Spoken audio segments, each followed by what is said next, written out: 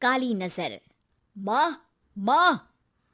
अरे क्या माँ माँ कर रहा है? बकरी का बच्चा है क्या? अरे माँ, मजाक छोड़ो। मुझे फाइनली वो मेन चौराहे वाली दुकान मिल गई है। अब देखना, आपका बेटा दुगनी स्पीड से पैसा कमाएगा। उफ़ो, ये क्या? मेरी ऑनलाइन मेकअप क्लास चल रही है। इतनी जोर से क्यों बोल रहे हो आप दोनों? अरे मेरी धर्म पत्नी जी, मेकअप क्लास बाद में करना। वो चौराहे वाली दुकान मिल गई है हमको। अरे वाह! रुको, मैं अपनी माँ को फोन लगाकर बता देती हूँ। अरे मैं भी अपने रिश्तेदारों को बता देती हूँ। कितनी खुशी की बात है। हाँ हाँ, मैं भी अपने दोस्तों को बता देता हूँ। 1 हफ्ते बाद रजिस्ट्री है। बस, घर में खुशी का मौका था। उन तीनों ने अपने अपने फोन उठाए और लोगों में बात फैलाना शुरू कर दिया।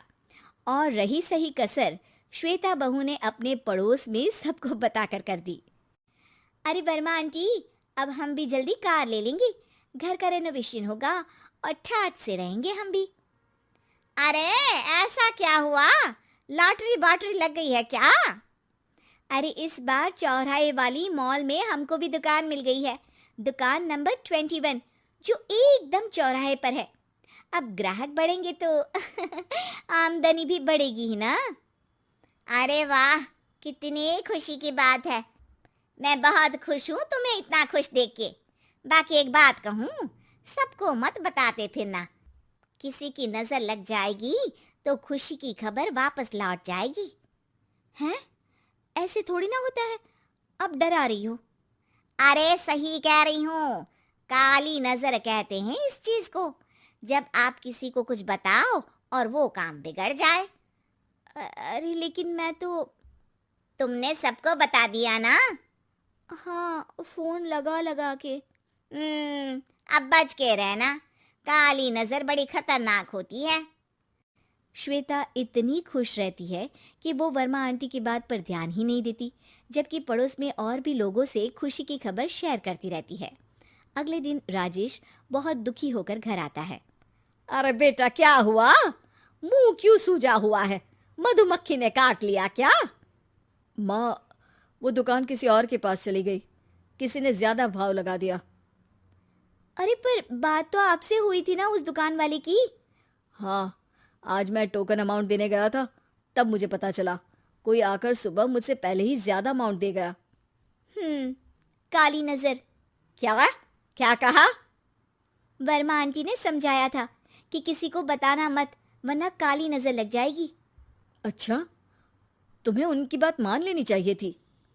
उनकी बात मान लेती, लेकिन उसके पहले ही सबको बता चुके थे ना हम तीनों।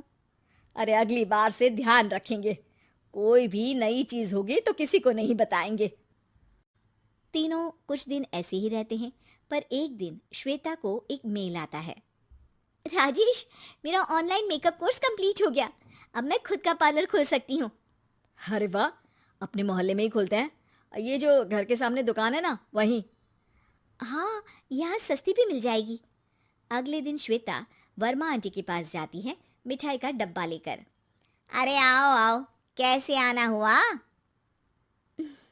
जोर से नहीं बोलूंगी। वो सामने वाली दुकान है ना, वहां मैं अपनी पार्लर की दुकान खोलने वाली हूँ। उसकी मिठाई है। अरे वाह, बहुत बधाई हो तुमको।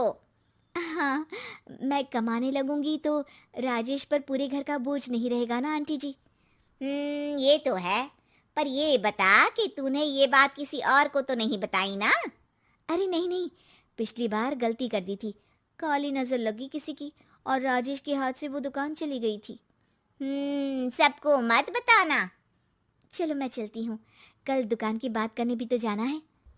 अगले दिन श्वेता दुकान के लिए मालिक से बात करने जाती है। अरे लेकिन दुकान तो हम कल रात को ही किसी को दे चुके हैं। कल ही? हाँ, कल ही। 2 दिन बाद कोई यहाँ पार्लर भी खोल लेगा। अब कहीं और दुकान देख लीजिए। अरे पर हमको भी तो पार्लर ही खोलना था। हाँ भाई, ये एक ही दुकान है। आधी आधी तो नहीं दे सकता ना मैं। राजेश और श्वेता घर पर हताश होकर आ जाते हैं। इस बार तो किसी को बताया भी नहीं था। अब किसकी काली नजर लग सकती है? सुनो, तुमने माँ को बताया था क्या? अरे कैसी बात कर रही हो? माँ की नज़र थोड़ी ना लगेगी। पक्का तुमने किसी को नहीं बताया था ना? सिर्फ वर्मा आंटी को बताया था। उन्होंने ही मुझे किसी को नहीं बताने को कहा। अरे यार, तुम भी सही हो। मेरी माँ को नहीं बताने को कह रही हो, पर वर्मा आंटी को बताना तुम्हें ज़रूरी लगा। अरे वर्मा आंटी ने ही तो काली नज़र के बारे में बताया था ना। वो हमेशा हमारा भला ही तो चाहती हैं। मेरी माँ भी हमारा भला ही चाहती है। अरे पर चिल्ला क्यों रहे हो? बात नहीं कर सकते क्या आराम से? नहीं आता वो आराम से बात करना, और करना भी नहीं चाहता हूँ मैं। दुकान जाने का दुख गुस्से में बदल गया था और राजेश और श्वेता में बात बंद हो गई थी। 2 दिन बाद मोहल्ले में पार्लर का इनॉग्रेशन हुआ, जिसमें मोहल्ले के सभी लोगों को बुलाया गया, पर श्वेता, राजेश और माँ नहीं जाते। माँ, अंदर आ जाओ, क्या देख रही हो? अरे नया पार्लर देख रही हूँ अपने आंगन से। देखो, माँ को दूसरे का सुख देखने में कितना मजा आ रहा है। मेरा दुख नहीं दिख रहा इन्हें। यहाँ मेरा पार्लर भी तो हो सकता था। अरे चुप रहो यार, हर बात में लड़ाई क्यों ढूंढ रही हो?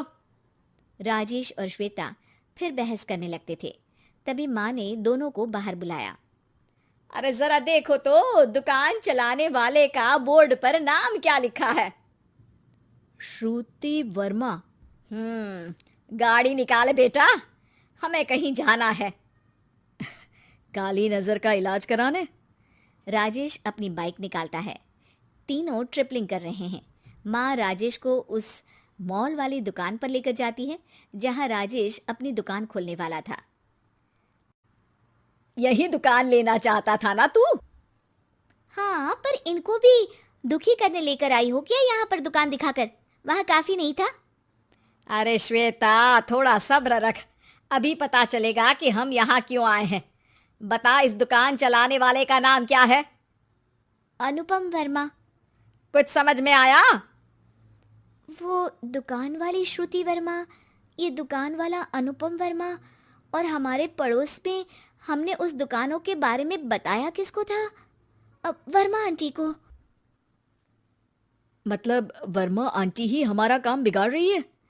नहीं नहीं, ऐसा नहीं हो सकता, ये बस इत्तेफाक है। राजेश अपना फोन निकालता है और श्रुति वर्मा और अनुपम वर्मा के नाम फेसबुक पर सर्च करता है, जहां ये दोनों ही वर्मा आंटी के रिश्तेदार होते हैं। श्वेता को समझ में आ जाता है कि वर्मा आंटी की ही नज़र काली नज़र है। अब क्या करना है? कोई भी खुशी की खबर हो तो काली नज़र से बचना है, यानी वर्मा आंटी से बचना है। अरे पर मुझे ये समझ में नहीं आया कि वो हमारे साथ ऐसा क्यों करेंगी। अरे बेटा, एक सीख है, दूर के आदमी को आपकी तरक्की से कम परेशानी होगी, पड़ोसी को ज्यादा। दोनों माँ की बात में हामी भरते हैं और अगला काम चुपचाप करने की कसम खाते हैं, ताकि आगे से वर्मा आंटी कोई काम ना बिगाड़ सके।